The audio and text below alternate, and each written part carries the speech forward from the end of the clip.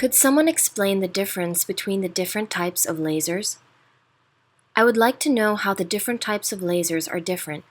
Examples are Fraxel, ablative versus non-ablative, CO2, erbium, ND-YAG, pulse dye, yellow lasers, etc. Thank you for your question. You're asking a question without a photo, and you're asking, can someone explain the difference between the different types of lasers? And you just write then more of a list of ablative versus non-ablative. You name Fraxel, CO2, pulse dye, and a few other lasers. Well, I could certainly give you a perspective based on similar questions that get asked of me every day in our practice. A little bit of background: I'm a board-certified cosmetic surgeon and fellowship-trained oculofacial, plastic, and reconstructive surgeon. I've been in practice in Manhattan and Long Island over 20 years, and I've been using lasers since the very beginning of my career, beginning with the original fully ablative CO2 lasers. And your question really reflects what I feel is an overwhelming information overload that both consumers and physicians have with the aggressive marketing of lasers. And it's remarkable how a brilliant technology which was developed after the innovative concepts brought to us by a famous physician who really changed the world and when it comes to this technology, named Rox Anderson, on the concept called selective photothermolysis. And what that means is that there are particular pigment types in the body or things that attract different wavelengths of light. And the main ones are water, hemoglobin, protein in blood, and melanin. And based on those particular affinities of those particular elements, an entire universe of lasers became introduced, and like computers, every year continue to improve. Now, the challenge is that the differences between them can really best be explained based on really what your needs are.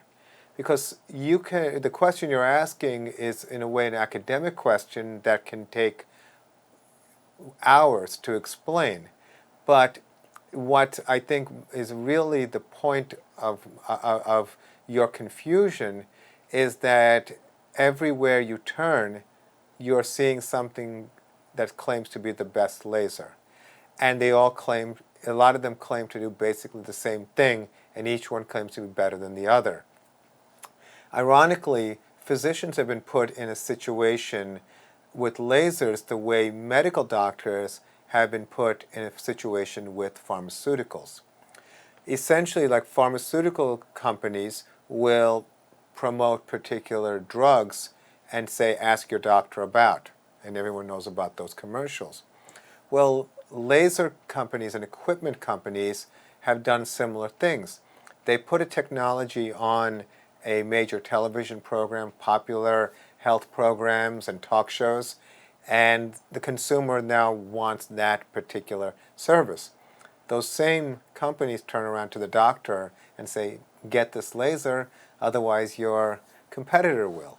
And it's put doctors in a very strange position. Now, so when you understand basically the principle of what a laser does, your doctor is the person that should really guide you as to what is right for you. These technologies evolved because it is important to use the right technology for the right problem in the safest, most predictable way. That's the goal of every physician. And I have watched over the years how particular technologies were so aggressively promoted that they became the hottest thing, no pun intended. And, and a year to 2 years later, they became obsolete and they didn't work so well, even though the claims were made in the beginning that they worked really exceptionally. Laser manufacturers are also notorious for selling or leasing a lot of lasers, and before you know it, they've come up with a slightly different one, and then they pressure the practitioners to getting that one. So there's a lot of behind-the-scenes business that really creates this type of consumer confusion. So to understand the differences is first by understanding the problems and what role lasers have. Let's say, for example, you have a problem with sun exposure where you're a lighter skinned person, and this is one of the most common issues. So let's use that as an example and how to choose the right laser. Well, if you're a lighter skinned person and you have brown spots, you have fine lines and wrinkles, you have some laxity to your skin, and you have some fine blood vessels. Well, for that type of problem, you have choices that include the Q-switch laser, you have the resurfacing lasers, the CO2, the erbium laser. You also have non-ablative technology, such as ND-YAG laser. All of those things can be appropriate, but how you apply those technologies, when do you apply those technologies,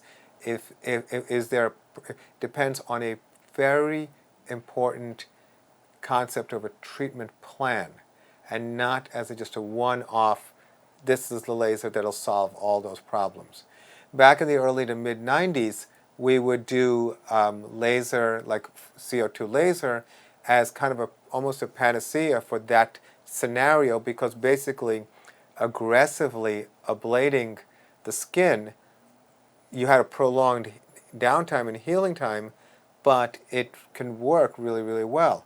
Unfortunately, there were also a lot of challenges with the healing process and complications, which led to demand for other alternatives. So I think that really what you should do is meet with several doctors, get an understanding of what the lasers have in terms of a role in your particular issue, and really get a deeper understanding as to why that doctor is recommending that particular laser. It is very important for you to understand some of the basic principles and what are the outcomes of those treatments. And generally, it is understood that you don't just, especially when it comes to skin, you don't just do a single thing. You have to have a treatment plan. And with that comes a certain amount of maintenance. So I think that's the take-home message, is what's the right lasers for your situation, and be aware of the incredible amount of messaging that is affecting both your decision and your physicians. So I hope that was helpful. I wish you the best of luck, and thank you for your question.